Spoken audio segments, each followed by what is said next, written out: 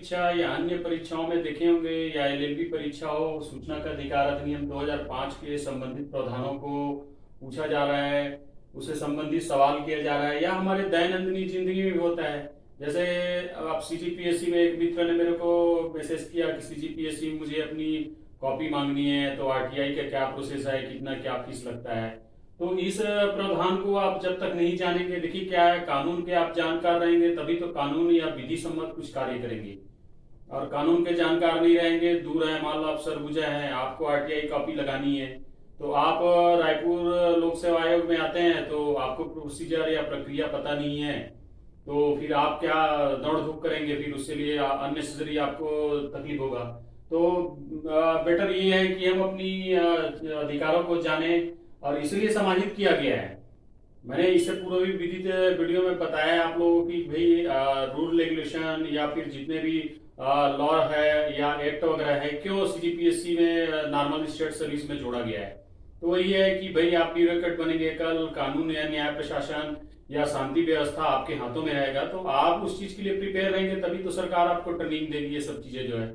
तो वही है कि देखिए इसमें क्या बताया गया है, इसको क्या देख रहे हैं, जैसे आपको 6 अध्याय 31 धारा और 2 अनुसूची के साथ 15 जून 2005 को प्रवृत्त किया गया था कानून में। पूरे देश भर में आज के वर्तमान में लागेगा। पहले तो जम्मू कश्मीर का लागू होने का प्रावधान नहीं था, लेकिन 31 अक्टूबर 2019 को जब से 2 केंद्र शासित प्रदेश बने, आप सभी को विदित होगा, तब से सभी पूरे भारत क्षेत्र में लागू होता है यह अधिनियम। अब इसमें थोड़ा सा ये जानकारी है कि छत्तीसगढ़ के एमपी राउत साहब हैं और केंद्रीय जो आयुक्त हैं यशवर्धन सिन्हा साहब हैं। अब देखते हैं इसमें धारा 1 में तो वही है, विस्तार संक्षिप्त सभी जैसे अन्य एक्टों में होता है। अब 2 में देखिए सूचना का अधिकार, तो सूचना के अधिकार में क्या क्या दस्तावेज मांग सकते हैं, है ना। सूचना का अधिकार के तहत क्या क्या आता है, तो सूचना का अधिकार जैसे पांडुलिपि है ना, दस्तावेज है, कृति है, किसी का प्रतिलिपि है, या फिर जैसे इसमें बता रहा है कोई ऑथेंटिक कोई दस्तावेज है, ऐसा सर्टिफाइड होना चाहिए ना भाई, ऐसा कुछ भी नहीं हो दे दिए फोटो कॉपी करके और इग्नोर कर कल वो निगलाइज कर दिए। साक्ष्य अधिनियम 1872 के धारा 123 में उसको विशेष अधिकार है कि दिए हुए ऑथेंटिक को भी वो नकार सकता है, या वो जो नहीं है उसको भी झूठा साबित कर सकता है, कौन, सूचना अधिकारी। तो ये है कि अब उसमें, और तीसरा इसमें शामिल होगा डिजिटल रूप में। तो डिजिटल फॉर्मेट में कैसे, जैसे पेन ड्राइव में देगा। अब पहले जब एक्ट बना था तो फ्लॉपी सीडी उसमें है, लेकिन फ्लॉपी सीडी तो पहले का है, आजकल पेन ड्राइव हो गया, डीवीडी ड्राइव हो गया, या फिर हार्ड कॉपी प्रिंटेड कॉपी निकाला जाता है। जैसे मैं आपको बताऊंगा कि मैंने भी सीजीपीएससी मेंस 2018 लिखा था, तो भाई आरटीआई जानने की इच्छुक हुआ कि क्या कैसा है, तो फिर मैंने भी वो सब चीज को डिटेल दिया। जैसे वहां पे दिख रहा होगा आपको, मेरा एप्लीकेशन दिख रहा होगा, तो एप्लीकेशन के बाद फिर उसमें क्या मैंने उस चीजों को फिर कितना क्या प्रति पेज जो है 2 रुपया वो लेटर वहां से निकलता है। तो यदि आपके एड्रेस में पोस्ट में नहीं पहुंचा तो आपको कॉलिंग आता है वहां पे संबंधित सूचना अधिकारी के द्वारा। तो फिर आप जो दस्तावेज मांगे हैं उनकी जो भी उसकी प्रक्रिया है या कितना उनका फीस लगेगा, तो वो सब आपको रिटर्न में हो देगा, और संबंधित फीस दस्तावेज पटाने के बाद भी आपको मतलब एक आगे बताएंगे कितने दिन का प्रोसीजर रहता है। तो ये सूचना के अधिकार में जैसे किसी कृति, पांडुलिपि या अभिलेख का आपको देखने दस्तावेज निरीक्षण होता है या अवलोकन होता है। तो जैसे आप मेंस का कॉपी मांगेंगे तो आप अवलोकन भी कर सकते हैं, है ना भाई, अपने उसको अवलोकन कर सकते हैं, लेकिन सिर्फ अवलोकन करना है, देखना है ना, आपको लिखना है ना, हैंड राइटिंग करना है, मोबाइल फोटो में फोटो खींचना है। और अवलोकन करके देख सकते हैं, संतुष्टि ले सकते हैं कि भाई मुझे कहाँ कैसा नंबर मिला है, और यदि लगता है बहुत अच्छा नंबर आया है तो आप भाई उसको प्रतिलिपि को मांग ले, या फिर कहीं गड़बड़ हुआ है तो आप मांग सकते हैं, सूचना का अधिकार हो देगा बराबर जो है। तो वही है, दस्तावेज प्रमाणित होना चाहिए, ऑथेंटिक होगा और सर्टिफाइड होगा, पीएससी के नोटशीट में वो लिखा रहेगा, बंद लिफाफे में रहेगा, जैसा मेरे को प्राप्त हुआ है। और कंप्यूटर एडेड आजकल पेन ड्राइव, सीडी वगैरह जैसे रिपीटेड है। अब 5 इसमें सूचना अधिकारी के पद सोपान बताएगा। जैसे विभागी रहेगा उसको जन सूचना अधिकारी या लोक जन सूचना अधिकारी कहेंगे। उसके बाद आप जैसे धारा 12 में आपको बता रहा है, यहाँ पे देख रहे होंगे कि केंद्रीय सूचना आयुक्त के पास आप जो आयोग है उनके पास कर सकते हैं। फिर धारा 15 में आपको राज्य के आयोग में आप जा सकते हैं, जैसे, है ना भाई, माने ये कि विभाग से नहीं मिला तो आप राज्य में जाएंगे, राज्य से नहीं मिला तो केंद्र में। आगे क्राइटेरिया देखेंगे कि अपील कितने कितने क्या दिन में होता है। अब इसमें धारा 6 में देखिए आवेदन की प्रक्रिया। तो तो मैंने जैसे आपको बताया कि मैं ऐसे मेंस के लिए फॉर्मेट मंगा, फिर वापस वो उस तरह से मैंने अपने फीस को पटाया, देख रहे हैं जैसे, और उसके बाद फिर वापस वो लेटर जारी किया, तो उसके तहत मुझे मिल गया। अब इसमें प्रक्रिया का, जैसे अब मैं 1 तारीख को कोई आवेदन देता हूँ, है ना भाई, आवेदन दूंगा, लिखित में दूंगा। देखिए आगे मैं बताऊंगा कैसे क्या प्रक्रिया रहता है, थोड़ा बने रहिएगा वीडियो में, जाइएगा मत छोड़ के।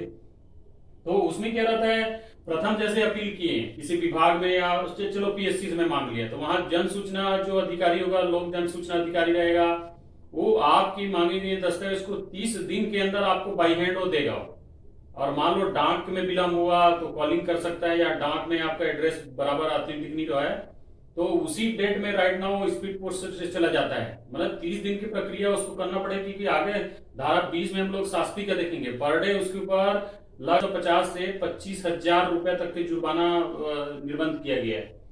तो ये जैसे आपको दिख रहा होगा, है ना भाई। अब इसमें वही है कि सीमावधि बनाया गया अपील का, कि आप विभागीय 30 दिन में प्रक्रिया करेगा, और यदि राज्य में जाते हैं तो वो 45 दिन के अंदर करेगा, और आप केंद्र में चले जाते हैं 90 दिन के अंदर। लेकिन एक चीज याद रखिएगा, यदि पहले का समय सीमा समाप्त नहीं हुआ है, अब ऐसे 30 दिन में आपने मांगा, 30 दिन में दस्तावेज दे दिया पीएससी, ठीक है, और मान लो डेट किन्हीं कारण, जैसे कोरोना काल में अभी बंद हुआ था, दे नहीं रहे थे, आवागमन गतिविधियां सारी रोक लगी हुई थी, क्योंकि महामारी एक्ट अधिनियम 1897 लगी हुई थी, प्रवृत्ति कानून था, आईपीसी की धारा 188 लगा हुआ, तो उनकी बाध्यता है लोक सूचना अधिकारी का, तो उसके तहत फिर विलंब हो सकते हैं किन्हीं कारणों से। लेकिन एग्जैक्ट जो ऑफिशियल डेट है, ऑफिशियल वर्क है, उसमें 30 दिन से भीतर आपको देगा, और 30 दिन के भीतर नहीं देता तो आप अपील कर सकते हैं राज्य में, है ना। तो राज्य आयोग फिर उससे पूछेगा, यदि उसकी गलती से आपको सूचना नहीं मिला तो वो तो शास्ति का ही है, पर डे 250 रुपए और 25,000 अधिकतम जुर्माना का। तो उसे घबराते हैं लोग। फिर आप 45 दिन वो देता है टाइम आपको, कौन, राज्य सूचना आयुक्त आयोग का जो है। अब 45 दिन के बाद फिर आप केंद्र में जाएंगे तो केंद्र भी 90 दिन का देगा। ये प्रक्रिया है जैसे दिख रहा है। धारा 8 क्या है, तो इसमें क्या रहता है, जैसे हम सूचना के अधिकार के तहत किसी भी चीजों को तो मांग सकते हैं, लेकिन उसका एक भी लिमिट रहता है, दायरा रहता है, कि संबंधित सूचना अधिकारी उन्हीं दस्तावेज, पांडुलिपि, प्रतिलिपि, जानकारी, गणना, समाचार या आंकड़े को प्रस्तुत कर सकता है, या आपको प्रतिलिपि दे सकता है, हार्ड कॉपी जिसको बोलते हैं, या कंप्यूटराइज कॉपी दे सकता है, या स्टोरेज डिवाइस के माध्यम से दे सकता है, जैसे धारा 2 में हम देख चुके हैं। या आपको अवलोकन के लिए बुलाया जा सकता है कि देख लीजिए क्या है, वैसे ही दस्तावेज है, लेकिन अवलोकन के 1 घंटे के बाद जो भी इनका टाइमिंग का जो घंटा है, फीस है, वो निर्धारित रहेगा। मेन ये था कि धारा 6 में हमने देखा है कि जैसे अपन देते हैं आवेदन, उसमें फीस रहता है। तो जैसे आप बीपीएल कार्ड के हैं, गरीबी रेखा के हैं, तो आप क्या कार्ड का फोटोकॉपी आप अटैच कर सकते हैं, तो आपको निःशुल्क जानकारी मिल जाएगी। अदरवाइज क्या है, आप जैसे जैसे उसमें एप्लीकेशन देंगे, तो एप्लीकेशन देने के साथ आपको क्या रहेगा, पूरा उसमें आपको जो निर्धारित शुल्क है 10 रुपया, उसको आपको उसकी रिसिप्ट के साथ जमा करना पड़ेगा। अब ये हम कहाँ कहाँ सूचना नहीं मांग सकते या वो नहीं दे सकता आपको, उससे रिलेटेड हम देखते हैं। पहला तो पहले देखें कि भाई देश की एकता, अखंडता, सुरक्षा, शांति सुरक्षा प्रभावित हो रहा हो, और आप मांग रहे हो उसको दस्तावेज को या फिर उसकी जानकारी, तो वो संबंधित विभाग नहीं दे सकता। देखेंगे हम लोग आगे धारा 24 और अनुसूची 2 में। और दूसरा है किसी व्यक्ति की गोपनीय, भाई निजता का अधिकार का एक बहुत बड़ा समस्या है। इस सूचना अधिकार का जो कॉन्ट्रडिक्शन जो होता है, प्रतिवाद, ये इन सूचना का अधिकार का, इसमें क्या निजता का अधिकार भी उल्लंघन है, लेकिन स्वतंत्रता का अधिकार है। जैसे मैंने पूरा वीडियो में बनाए हैं कि इन अधिकारों के तहत जो है वाक अभिव्यक्ति के स्वतंत्रता के तहत क्या करता है। सुप्रीम कोर्ट देखेंगे मानहानि या अन्य चीजें जैसे राजद्रोह लगता है तो उसको क्या असंवैधानिक घोषित कर देता है। और ये क्या है, 2005 में जो वीरप्पा मोइली द्वितीय प्रशासनिक बना था, उसका हम लोग देखेंगे लास्ट में कि उद्देश्य क्या है। बराबर पूछता है इसको, अभी 2020 में 19 में भी पूछा गया है इसको, एलएलबी परीक्षा का फेवरेट टॉपिक है ये। तो अभी वही है कि इसमें व्यक्ति की निजता का अधिकार आ रहा है, तो क्या उनकी निजी जिंदगी या उनके जो निजी जो समस्याएं हैं या उनकी अन्य जो जानकारी है उसको भी नहीं दे सकता वो, आप मांगेंगे तो निर्बंधन है। अब जैसे देख, समाज में कोई अपराध है, समाज में अपराधिक प्रवृत्ति का कृत्य बढ़ रहा है या अपराधियों को बढ़ावा मिल रहा है, ऐसे जानकारी भी अपन नहीं दे सकते उसमें।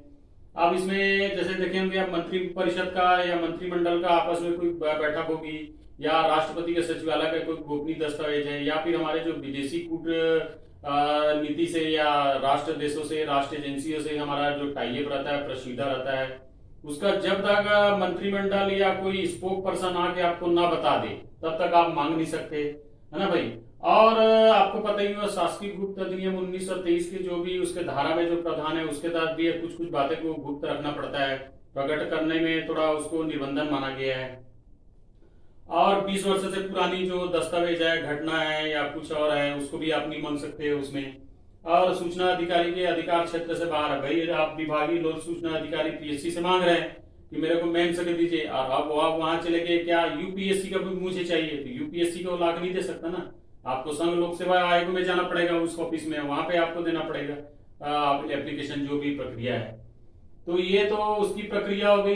ये आपका सूचना का क्या है मैंने बताया, और इसमें क्या है, सूचना आवेदन की प्रक्रिया हो गई, फीस के साथ आवेदन या बीपीएल है तो आप उसको निःशुल्क ले सकते हैं। और निपटान की अवधि भी बताया मैंने।